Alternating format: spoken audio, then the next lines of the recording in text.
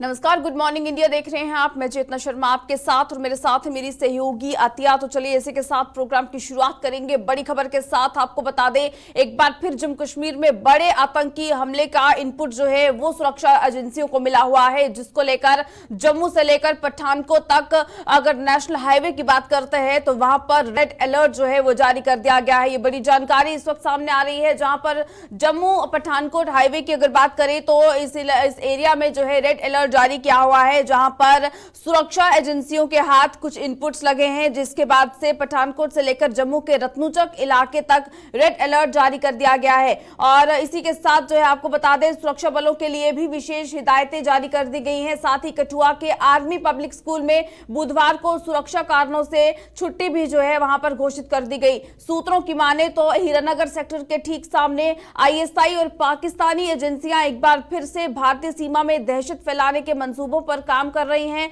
और आतंकी launch pad Shakargarh में संदिग्धों की मौजूदगी और उनके नापाक मंसूबों को देखते हुए ही सुरक्षा एजेंसियां हाई अलर्ट पर हैं। गलवार को सुरक्षा कारणों से आर्मी पब्लिक स्कूल की अगर बात करते हैं तो जिस तरह से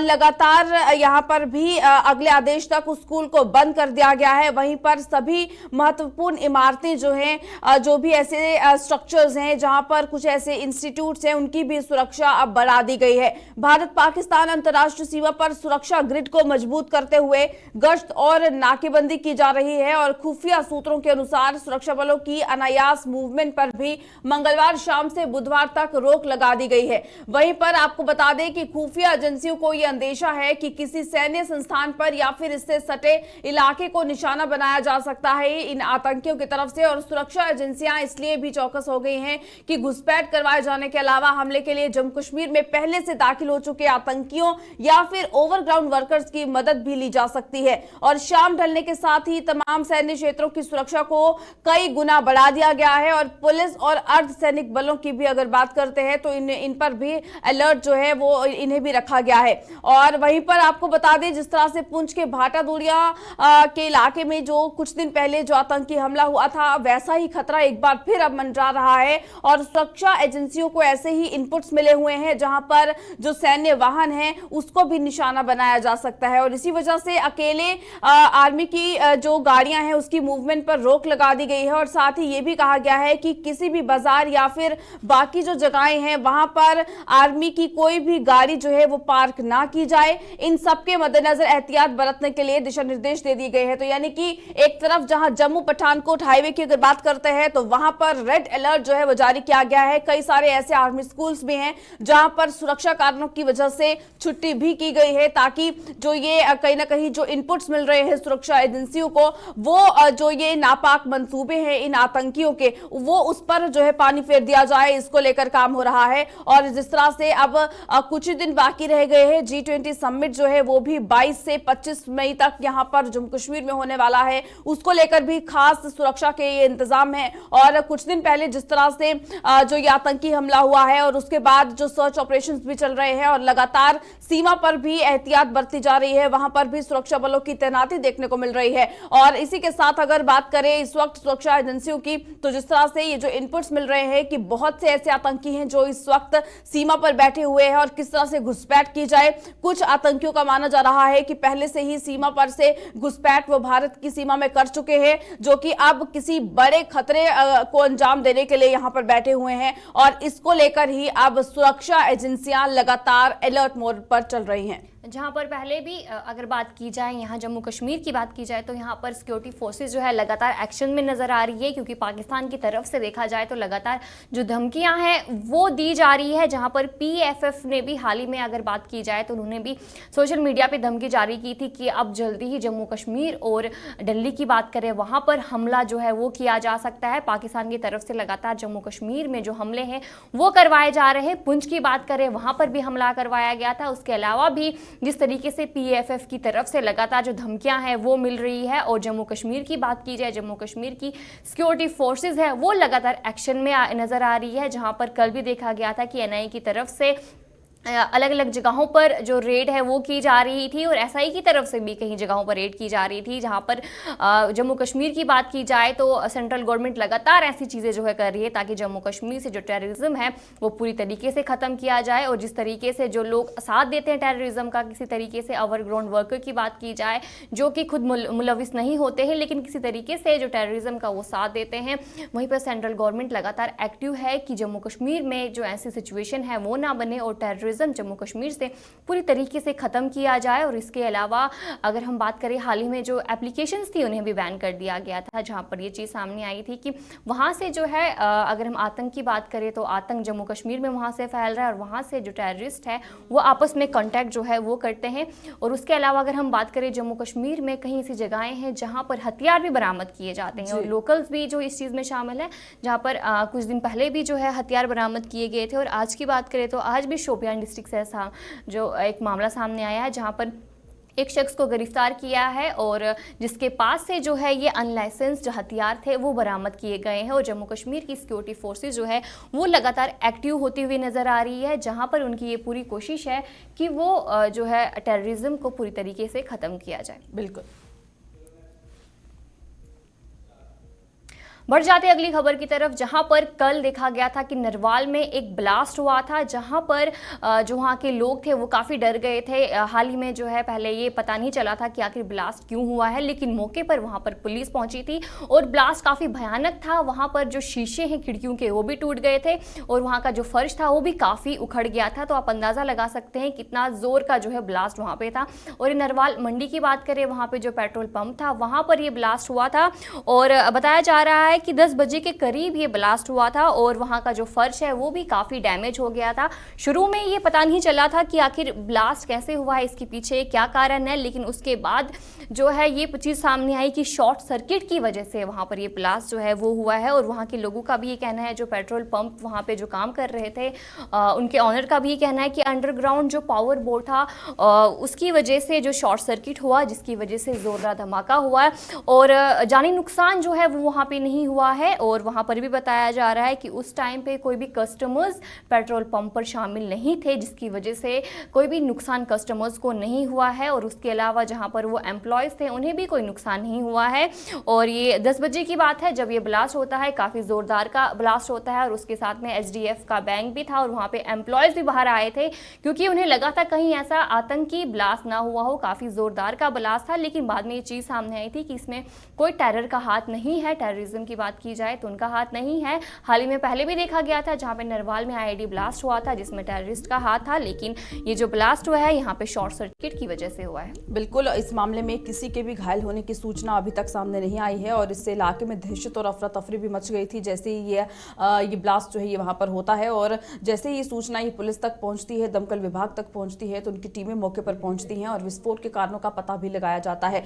लेकिन इसी के साथ आखिर क्या कुछ कहना है पेट्रोल पंप के जो मालिक थे या फिर जो पुलिस जब मौके पर पहुंची हुई थी उनकी तरफ से आखिर क्या कुछ कहा गया है, आइए सुनते हैं। वो उसको हमने अपनी सेल बंद कर दी है, पंप को बंद कर दिया और हमारे वो हमने इंडियन को इन्फॉर्म कर दिया, वहाँ से बंदे आएंगे, इसको रेक्टिफाई कर हम दोबारा शुरू कर देंगे इसे। तो एक ही जगह हुआ कि एक ही जगह हुआ, लेकिन इसकी अलग-अलग एक ही बार एक ही ब्लास्ट हुआ, nothing more than short circuit की वजह से हुआ है। पाइपलाइन के साथ बिजली की तार जाती है, उसी शॉर्ट सर्किट की वजह से। कांच टूटी हुई है, कांच भी सारी टूटी हुई है। कांच जब वो बेसिकली वहाँ पे हमारा मेन होल है वहाँ पे, तो जब शॉर्ट सर्किट हुआ तो वो ऑटोमेटिकली वहाँ पे भी हुआ है। वो दैट इज आपने देखा होगा मेन होल है हमारा, वो मेन होल की वजह से हुआ, वो शॉर्ट सर्किट है और कुछ नहीं इसके अलावा। कोई एक ही ब्लास्ट हुआ है, शॉर्ट सर्किट की वजह से हुआ, कुछ नहीं है, नथिंग, एवरीथिंग इज ओके, कोई नहीं है। हमारे पंप के एम्प्लॉइज ठीक हैं, यहाँ पे उनकी एक दो गाड़ियाँ भी लगी थी वो भी बिल्कुल ठीक हैं, कोई ऐसी बात नहीं है। अगर ब्लास्ट हुआ किसी न किसी को नुकसान होना था। क्या फ्यूल टैंक में कुछ गैस बनी? कुछ नहीं सर, कोई फ्यूल टैंक में टैंक नहीं बनी। बेसिकली बारिश हो रही है सुबह, बारिश होने की वजह से वहाँ पे मेन होल है और बारिश की वजह से वो क्या हुआ है कि वो जो हमारी तार आती है कुछ आती है वो शॉर्ट सर्किट हो गई है, दैट्स ऑल।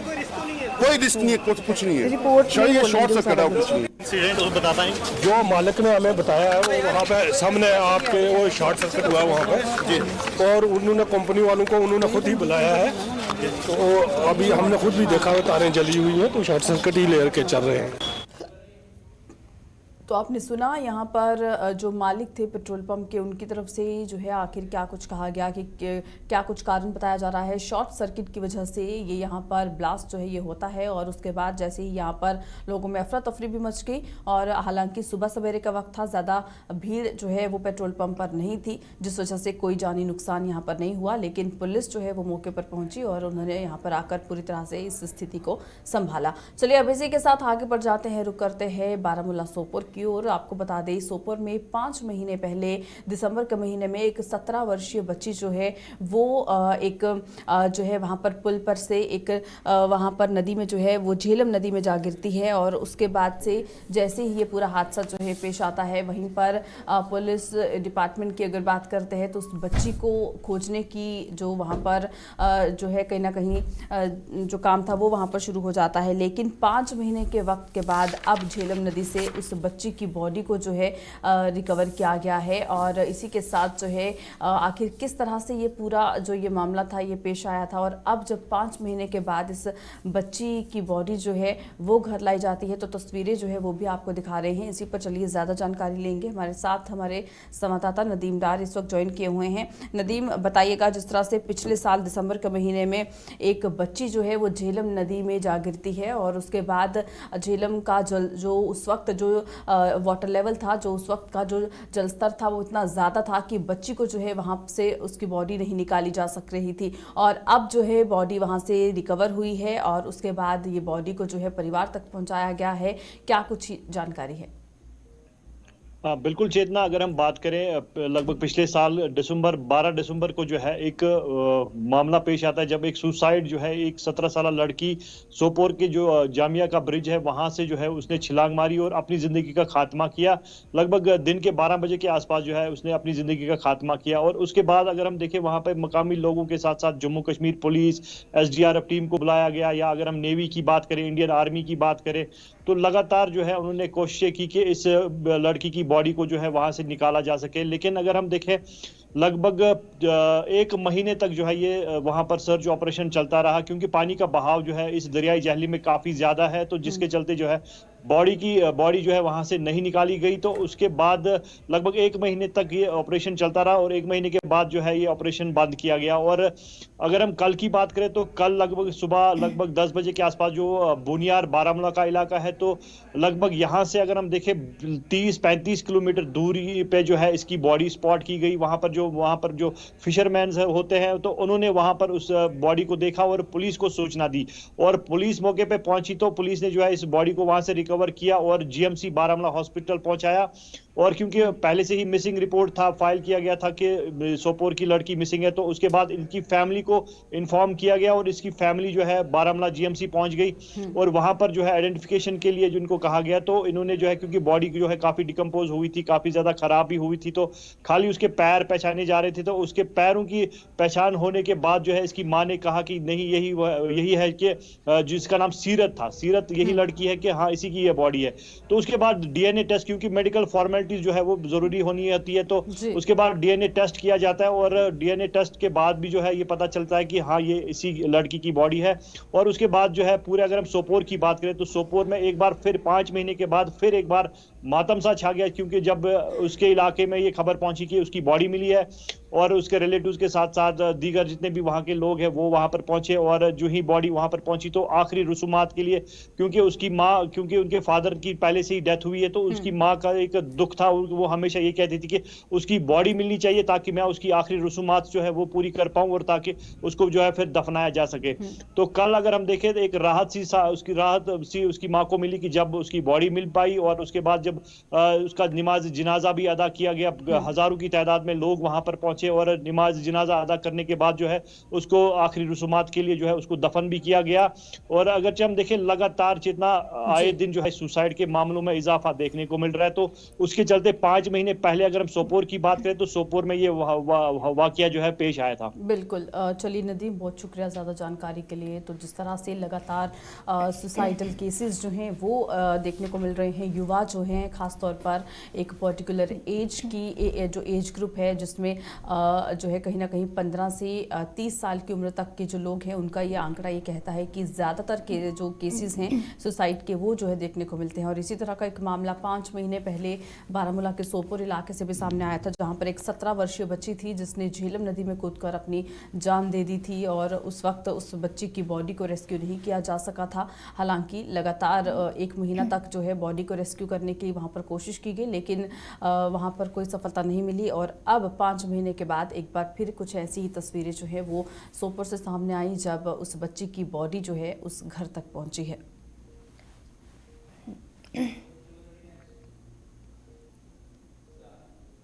बढ़ते हैं अगली खबर की तरफ, जहां पर G20 मीटिंग की बात की जाए तो जम्मू कश्मीर में भी G20 मीटिंग है वो करवाई जाएगी। कश्मीर की बात करें तो कश्मीर जो है इस बार G20 समिट को होस्ट करेगा, जहां पर पहले भी इंडिया जो है अलग अलग जगहों पर G20 की मीटिंग करवा रहा है, जबकि इंडिया को अगर हम बात करें पिछले साल ही प्रेसिडेंसी मिली थी। और उसके अलावा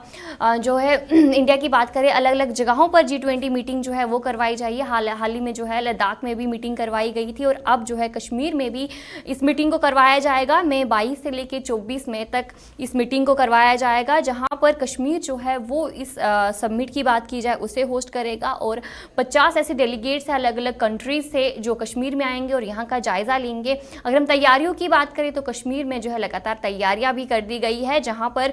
जो है समिट जो करवाया जाएगा उसको लेके काफ़ी ज़ोरदार की तैयारियां जो है वो करवाई गई है। जहां पर पहले भी अगर हम बात करें तो पहले से ही तैयारियां शुरू कर दी गई थी, सिक्योरिटी फोर्सेस को भी तैनात कर दिया गया था और उसके अलावा जितने भी प्रोजेक्ट्स हैं उन्हें भी कंप्लीट कर दिया गया है। अगर हम बात करें जिस तरीके से अगर पहली बार ऐसा होगा कि जम्मू कश्मीर किसी ऐसी इंटरनेशनल इवेंट को होस्ट करेगा, पहली बार ऐसा हो रहा है कि अलग अलग कंट्रीज से यहाँ पे आएंगे, जो डेलीगेट्स है वो कश्मीर में आएंगे और यहाँ का जायज़ा लेंगे कि यहाँ पर क्या क्या चीज़ें जो है वो होनी चाहिए। जिस तरीके से अगर हम G20 की बात करें तो G20 में अलग अलग कंट्रीज़ जो है वो शामिल होती है। इस बार इंडिया को जो है ये मौका मिला है कि प्रेसिडेंसी जो G20 में वो है, लेकिन अब सवाल ये उठता है कि आखिर जो है जो इस समय दिया गया है इंडिया इस चीज़ में क्या कुछ करने वाला है। जिस तरीके से पूरी देश की बात करें तो पूरी देश में खुद को जो है दिखाने की पूरी कोशिश यहाँ पे कर रहा है। और जहाँ पर अगर हम बात करें G20 की तो वहाँ पर जिस तरीके से कश्मीर की बात की जाए तो यहाँ पर जिस तरीके से जायज़ा जो है वो लिया जा रहा है। 22 से 24 मई तक कश्मीर में जो तैयारियाँ हैं वो कर रही हैं। अब हम तैयारियों की बात करें तो अब हम जिस तरीके से 22 से 24 मई के बीच में G20 समिट कश्मीर में करवाया जाएगा और यहाँ पर किस तरीके से तैयारियां जो है वो करवाई जाएंगी। वहीं पर ज़्यादा जानकारी के लिए आकिब डार जो है वो जुड़ चुके हैं, जो आपको बताएंगे कश्मीर में किस तरीके से तैयारियां जो है वो बनी है। आकिब, जिस तरीके से अगर हम G20 समिट की बात करें तो G20 समिट जो है कश्मीर में करवाया जाएगा और कश्मीर जो है G20 समिट को होस्ट करने वाला है, और जो कि काफ़ी फ़ख्र की बात है कि इतने टाइम के बाद किसी इंटरनेशनल इवेंट को कश्मीर होस्ट कर रहा है और क्या कुछ तैयारियाँ जो है वहाँ पर चल रही हैं। देखिए आतिया, सबसे पहले ये बड़ी बात है कि G20 सम्मेलन जो है जम्मू कश्मीर में बिलखुसूस श्रीनगर में होने जा रही है और ये बहुत बड़ी बात है और बहुत बड़ा इवेंट है, इंटरनेशनल इवेंट है।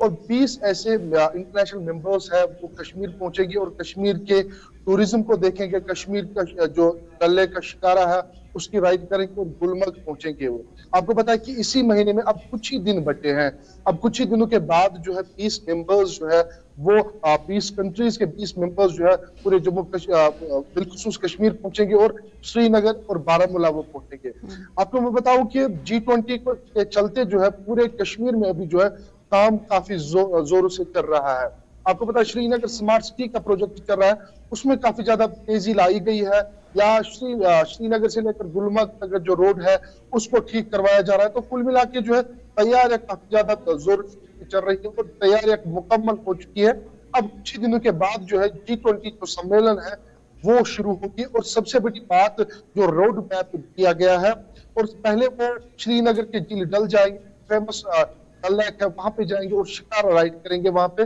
और बाज़ाब्ता तौर जो है कल एक कश्मीर के कुमार ने कहा कि मैरीन कमांडो बहुत करेंगे, ये बहुत बड़ी बात है। और सिक्योरिटी के सख्त तरीन इंतजाम किए गए पूरे कश्मीर में और बिलखुसूस श्रीनगर में उन दिनों को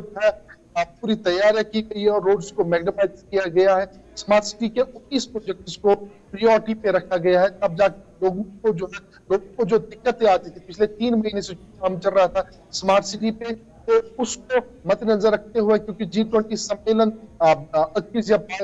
22 से लेकर 24 तक होंगे, 2-4 दिन काफी ज्यादा महत्वपूर्ण है। और आपको बताऊं कि 370 खत्म होने के बाद जो है ये पहली बार ऐसी बहुत बड़ी इवेंट जो है वो जम्मू कश्मीर में होने का है। लेकिन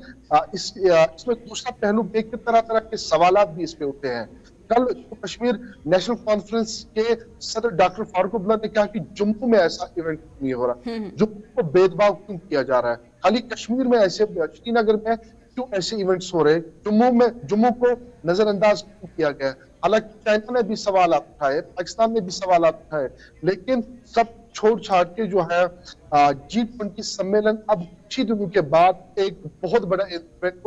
हिस्टोरिकल इवेंट कश्मीर में होने जा रहा है। और कश्मीर मेहमान नवाजी के लिए माना जाता है और यही उम्मीद हर एक करता है कि हॉस्पिटैलिटी जो कश्मीर की है, इंसानियत, कश्मीरियत जो है वो बरकरार रहे। और 20 मेंबर्स जो आ रहे हैं तो दुनिया के अलग अलग बिल्कुल आकिब, जिस तरह से ये ऐतिहासिक समा बनने जा रहा है जो है जम्मू कश्मीर में, लेकिन उसके बावजूद भी कई पॉलिटिकल पार्टीज जो हैं जो यहाँ पर जिस तरह से आपने जिक्र किया है, जो अपोजिशन पार्टीज हैं वो सवाल उठा रही है और कहीं ना कहीं ये भेदभाव जो है ये लोगों के मन में फैलाने की कोशिश हो रही है कि आखिर जम्मू में ये इवेंट क्यों नहीं हो रहा है। अगर ये जम्मू में इवेंट करवाया जाता तो ये कहा जाता कि आखिर कश्मीर में ये इवेंट क्यों नहीं हो रहा है। तो कहीं ना कहीं ये सियासी जो खेल है ये इसी तरह से चलता रहेगा। और इसी के साथ आकिब ये भी बताइएगा, जिस तरह से कहा यह भी जा रहा है कि स्मार्ट सिटी के तहत ही इस पूरे कार्यक्रम को जो है यहां पर किया जाएगा और यहां पर जो स्मार्ट बंकर्स हैं वो तैयार किए जाएंगे, उन बंकर्स की दीवारों को सजाया जाएगा जहां पर जम्मू कश्मीर की संस्कृति को दर्शाया जाएगा। तो वो जो तैयारियां हैं वो आखिर कहां तक पहुंची हुई हैं? बिल्कुल चेतना, आप सही कह रहे हैं कि G20 जो सम्मेलन है 19 ऐसे प्रोजेक्ट्स है श्रीनगर स्मार्ट सिटी में जिनको प्रायोरिटी पे रखा। पहले ही मैंने बताया, लेकिन उसमें बैंकर्स भी आते हैं, CRPF के जो बैंकर जो मेन सिटी में है या जम्मू कश्मीर पुलिस के जो बैंकर्स है उनको तैयार किया जा रहा है। और हाल ही में हमने एक रिपोर्ट चलाई जिसमें हमने श्रीनगर स्मार्ट सिटी के पार्किंग, जो रोड साइड जो पार्किंग होती है उसको तैयार किया गया या साइकिल ट्रैक बनाया गया है। तो काफी ज्यादा जो नई चीजें हैं वो श्रीनगर स्मार्ट सिटी में अब लोगों को स्मार्टली श्रीनगर पे चलना है, क्योंकि अब जो है फॉरेन डेलीगेट्स यहाँ पे आ रहे हैं तो जिस तरीके से उनको वहां पे माहौल है वही माहौल यहाँ पे भी श्रीनगर में भी बनाने जा रहे हैं। और ये बहुत खुशी की बात है कि हम उस पैटर्न पे चलते हैं जहाँ पे फॉरेनर्स आएंगे और फॉरेन पैटर्न पे श्रीनगर के लोग चलते हैं। और बाज़ाब्ता जो ड्राइंग बनाई गई है श्रीनगर की, अगर उस प्रकार से श्रीनगर बनेगा, श्रीनगर स्मार्ट सिटी बनेगी या जम्मू स्मार्ट सिटी उस प्रकार से बनेगी, वो एक बहुत बड़ी बात है जम्मू कश्मीर के लिए। और उससे बड़ा जो हब है जम्मू कश्मीर के लोगों का, अनुच्छेद 370 खत्म होने के बाद दिया गया था कि दूध की नदियां बहेंगी, डेवलपमेंट। हालांकि वो अभी उतनी जमीनी सतह पे नजर नहीं आ रहे, लेकिन जिस तरीके से, जिस एंगल से श्रीनगर स्मार्ट सिटी का प्रोजेक्ट किया जा रहा है, अगर उस प्रकार से श्रीनगर स्मार्ट सिटी बनेगी या जम्मू स्मार्ट सिटी बनेगी तो एक बहुत बड़ा काम है और वो बहुत बड़ी कामयाबी जम्मू कश्मीर सरकार। बिल्कुल, चलिए आकिब बहुत शुक्रिया ज़्यादा जानकारी के लिए। तो जिस तरह से G20 समिट को लेकर तमाम तैयारियां जो हैं वो जम्मू कश्मीर में की जा रही हैं, जो कि श्रीनगर के डल झील के किनारे ये समिट होने वाला है और अलग अलग देशों से अलग अलग जो गेस्ट हैं वो यहाँ पर आने वाले हैं और किस तरह से कश्मीर की खूबसूरती का नज़ारा जो है उन्हें देखने को मिलेगा उसको लेकर भी पूरी तरह से काम हो रहा है। चलिए आगे बढ़ जाएंगे। वहीं पर जम्मू कश्मीर की बहुत सारी ऐसी जगहें हैं जहां पर हाल ही में लिथियम रिजर्व्स जो हैं वो देखी गई हैं, यानी कि लिथियम ब्लॉक्स देखी गए हैं और अब ये कहा जा रहा है कि इन लिथियम ब्लॉक्स की नीलामी जल्द ही की जाएगी। और इससे पहले की अगर बात करते हैं तो ये माना जाता था कि भारत में कहीं पर भी लिथियम जो है वो नहीं पाया जाता है, इसलिए जब भी लिथियम की ज़रूरत पड़ती थी तो उसे बाहर के देशों से इम्पोर्ट किया जाता था। लेकिन अब लिथियम की ऑक्शन के लिए तैयारी की जा रही है, लिथियम की नीलामी जो है वो किस तरह से की जाएगी उसके लिए तैयारी की जा रही है। लेकिन ये जानना बहुत ज़्यादा ज़रूरी है कि आखिर ये जो लिथियम है आखिर इसके यूजेस क्या कुछ हैं, क्या कुछ फ़ायदे हैं, किस तरह से इसका इस्तेमाल होता है। और जिस तरह से जम्मू कश्मीर में लिथियम की मात्रा काफ़ी ज़्यादा पाई जा रही है उसको लेकर भी जानना जो है बहुत ज़्यादा ज़रूरी है। इसी को लेकर आप देखिए ये खास रिपोर्ट। भारत का मुकुट कहे जाने वाला जम्मू कश्मीर का नाम सुनते ही लोगों के मन में सुकून आ जाता है, क्योंकि यहाँ की वादियाँ, यहाँ की सुंदरता, चारों तरफ ऊंचे ऊंचे पहाड़, इन पहाड़ों को और भी खूबसूरत बनाने वाले पेड़ पौधे और सफेद बर्फ की बिछी चादर वाकई में लोगों को अपनी ओर आकर्षित करती है।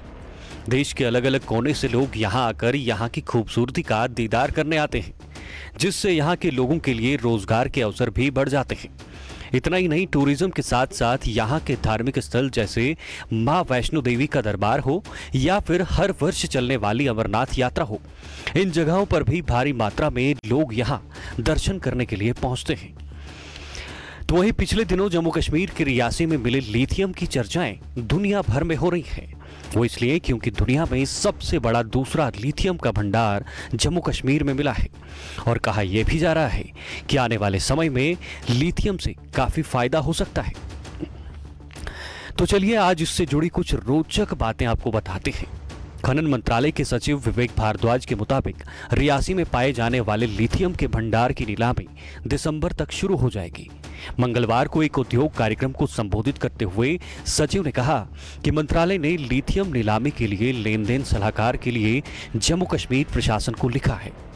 अब आपको बताते हैं लिथियम के क्या क्या फायदे हैं और कहाँ इस्तेमाल किया जाता है। कांच और चीनी मिट्टी से बनी चीजों को मजबूत बनाने के लिए इसमें मिलाया जाता है। इसके अलावा कई दवाओं में भी इसका इस्तेमाल होता है। इसकी सबसे ज्यादा मांग इलेक्ट्रिक डिवाइस और बैटरी बनाने के लिए होता है। बैटरी को ज्यादा चार्जेबल बनाने के लिए उसमें लिथियम का इस्तेमाल किया जाता है। लिथियम से बनी बैटरी कम वजन की होती है, लेकिन उसकी पावर ज्यादा होती है। भारत में लिथियम आयन बैटरी को अपनाने का काम भी तेजी से हो रहा है। हालांकि फायदे तो बहुत सारे हैं, देखना दिलचस्प यह है कि कायदे से इसका इस्तेमाल होता है या नहीं, या फिर कागजों में फायदा गिनाने वाला लिथियम गुमनाम अंधेरे में ही छुपा रहेगा।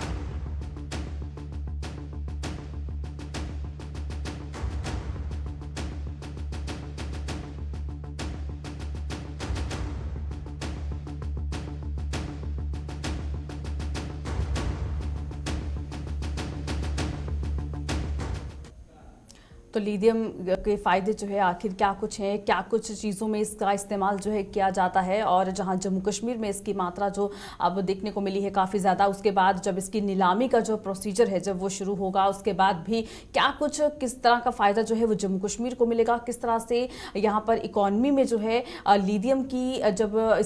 इसका जब ऑक्शन किया जाएगा तो उसके बाद क्या कुछ इकॉनमी में फ़ायदा जो है जम्मू कश्मीर में मिलने वाला है, ये आने वाले समय में ज़रूर देखना होगा। चलिए अब इसी के साथ सुबह सवेरे के प्रोग्राम में फिलहाल वक्त हो चला है अलविदा लेने का। मुझे और मेरी सहयोगी अतिया को दीजिएगा इजाजत। नमस्कार।